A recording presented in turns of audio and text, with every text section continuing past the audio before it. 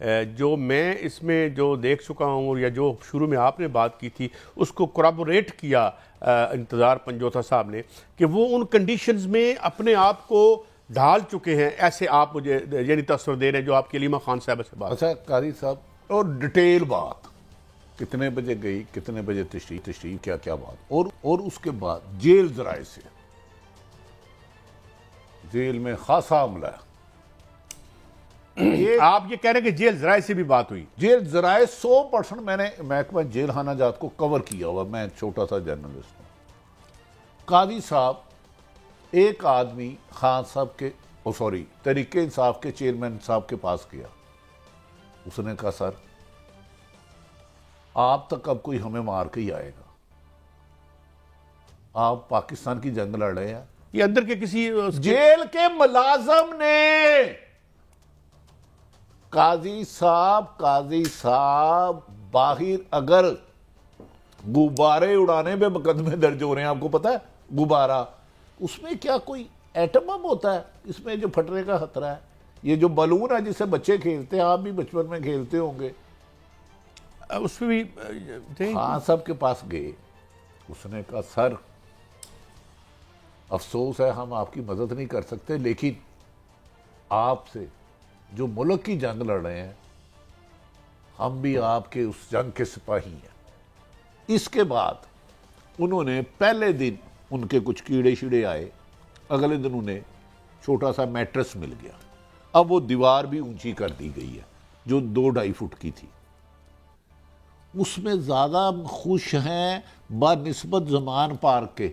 کہتے تھے سارا دن نہ مجھے کتاب پڑھنے کا موقع ملتا تھا، نہ مجھے قرآن پاک کا پڑھنا تھا. اب میں جب سے آیا ہوں اپنا سارا فوکس میں نے بک پہ کیا، لہذا مجھے کوئی پرواہ نہیں مجھے کب تک رکھتے ہیں، لیکن میں نہ NRO لوں گا. یہ سب باتیں غلط ہیں کہ مجھے کوئی آفر کر رہا ہے. میں نے پہلے دن ہی کہہ دیا تھا کہ یہ حقیقی آزادی جدوجہد میں آخری خون کے قطرے تک کروں. اچھا بڑی صاحب آگے بڑھتے ہیں. ایک تو حلیم عادل شیخ صاحب کو گرفتار کر لیا گیا، پھر کچھ خبریں یہ ہیں کہ پیپلز پارٹی کے بہت سے لوگوں کو بیرون ملک جانے سے روک دیا گیا ہے. خبر ایک یہ بھی گردش کر رہی ہے کہ کہیں سے پھر یہ خواہش آ رہی ہے، بلکہ فرمائش آ رہی ہے کہ کچھ خواتین کو بھی گرفتار کیا جائے خان صاحب کی فیملی میں تاکہ لیول پلینگ فیلڈ بن سکے. تو اس بارے میں آپ کے پاس کیا خبریں؟ قاضی صاحب اللہ کرے میری یہ خبر غلط ہو. کبھی کبھار دیکھیں نا صحافی کی کریڈیبلٹی ہوتی ہے اور کچھ نہیں. یہ خواہش کا اظہار ایک خاتون نے کہہ دیا، علیمہ خان اور ڈاکٹر زما ان کی جو بہن ہے، ہم اسے جیل میں دیکھنا چاہتے ہیں بہت جلد. علیمہ خان اور یہ ملک تو بنا ہی ان خواہشوں کو پورا کرنے کے لیے 3-4 کیسوں میں آلریڈی جا رہی ہیں عدالتوں میں مختلف ادوار میں، اور 9 مئی کو وہ زمان پارک میں تھی. آپ کو میں یقین سے کہہ رہا ہوں ان کا اس میں بھی پرچہ ہے، کبھی اینٹی کرپشن کے کبھی کس کے. اب یہ طاقتور لوگ ہیں، کسی کو بھی گرفتار کر سکتے ہیں. لیکن اگر وہ بندہ جسے آپ کہہ رہے تھے ایک دن جیل نہیں کاٹ سکتا، وہ تو جیل کے ماحول میں رنگ گیا ہے. میں تے رنگ گئی تیرے رنگ جی سجنا. اب جس خوف سے آپ کو ایک گزارش سنیں. اب قاضی صاحب عوام کی جو پرابلم ہے نا، آپ بھی اور میں بھی ابھی پروگرام سے پہلے ہم اوورآل عوام کی بات کر رہے تھے. ایک خوف ہوتا ہے میں جا رہا ہوں اچانک شیر آ گیا، میں ڈر گیا، وہ اللہ نہ کرے مجھے مار نہ دے. ایک ڈاکو آ گیا، میری نیچرل ریئیکشن ہوگا میں ڈر جاؤں گا خدا نہ خواستہ یہ گولی نہ مار دے. کوئی ریچھ آ گیا، کوئی آگے سڑک پہ جا رہا ہے ٹریفک ٹرک آ گیا، اسے خوف کہتے ہیں.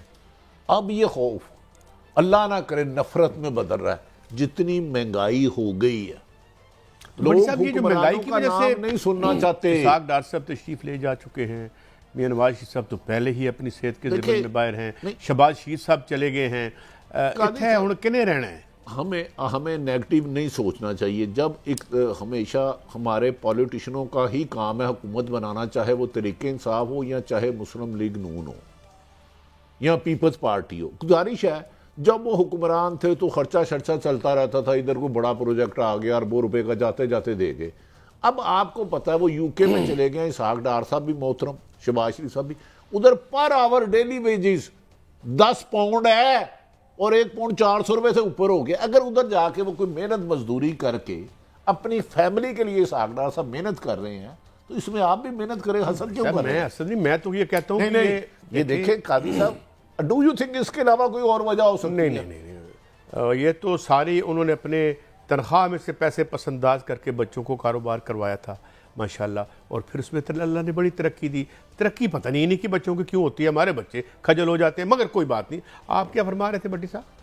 قاضی صاحب گزارش یہ ہے کہ میرے خیال میں تو پاکستان میں بجلی بہت مہنگی ہو گئی, اور وہ خود کی پی ڈی ایم نے, اور اس میں محترم اسحاق ڈار صاحب جو ارسطو سے آئنسٹائن تھے, انہوں نے کہا کہ میں جہاز سے اترا ہی نہیں. حکم کرو تو دوبارہ بلا لیے. تو اب انہوں نے کہا کہ یار ادھر مہنگائی پہ میں بل تو نہیں دے سکتا, ادھر ڈیلی ویجز پہ کہیں بھی جاب کریں گے, پر آور 10 پاؤنڈ, 400 روپے کا ایک پاؤنڈ ہو تو 40 پاؤنڈ ہو, 4 ہو گئے. تو قاضی صاحب دوسری طرف 16 مہینے حکومت کرنے والی چند شخصیات میں سے ایک شخصیت ملک سے جانے لگی, انہیں ایئرپورٹ پہ روک لیا گیا. بس بھائی بس, زیادہ بات نہیں چیز. لیکن بٹی صاحب میں آپ سے ایک اور بات کرنا چاہتا ہوں, چلیں آپ نے اشارہ تو کر دیا, مگر یہ ابھی میں دو جو ہیں ابھی پریس کانفرنسز ہم نے دیکھی, ایک شرجیل میمن صاحب کی اور ایک مریم اورنگزیب صاحبہ کی. دیکھیں جس محنت سے انہوں نے اس ملک کو ایک عظیم الشان ملک بنایا ہے, اور آج ہم ایک معاشی طاقت بنے ہیں, تو کہ ان کو خراج تحسین پیش کر دیں تو کیا حرج ہے؟ دیکھیں قاضی صاحب کتنی محنت سے ہمیں یہ یہاں پر لے کر آئے, میں اور آپ اور سب نے ڈیفینڈ کیا ہے. یعنی شرجیل میمن صاحب نے کہا جی یہ ہم تو حالانکہ 1994 کے معاہدے, 2002 کی پالیسی, بعد کی پالیسی, تو اس وجہ سے آج ہم عظیم الشان ملک بنے ہیں کہ نہیں. میں آپ اور تراب صاحب یہی ذکر کر رہے تھے کہ ڈالر بھارت, سری لنکا اور افغانستان میں اور پیٹرول کتنے کا تھا, تو اتنی لے آئینی ماہر ہمارے ہر دل عزیز دوست عرفان قادر صاحب ہیں, ان کا پہلو بھی آ جائے, یہ بڑے دماغ. عرفان قادر صاحب السلام علیکم. جی وعلیکم السلام. حضرت یہ سائفر کیا ہے, اس کی کتنی سزا ہے, اور کیا سمجھتے ہیں آپ آنے والے دنوں میں؟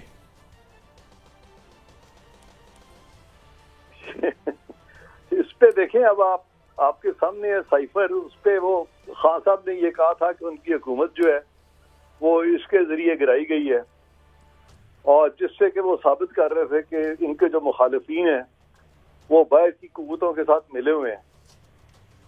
تو وہ معاملہ جو ہے وہ سارا, یہ عدالت نے بھی نہیں مانا, کسی نے بھی نہیں مانا, اب الٹا وہ سائفر ان کے گلے پڑ گیا ہے.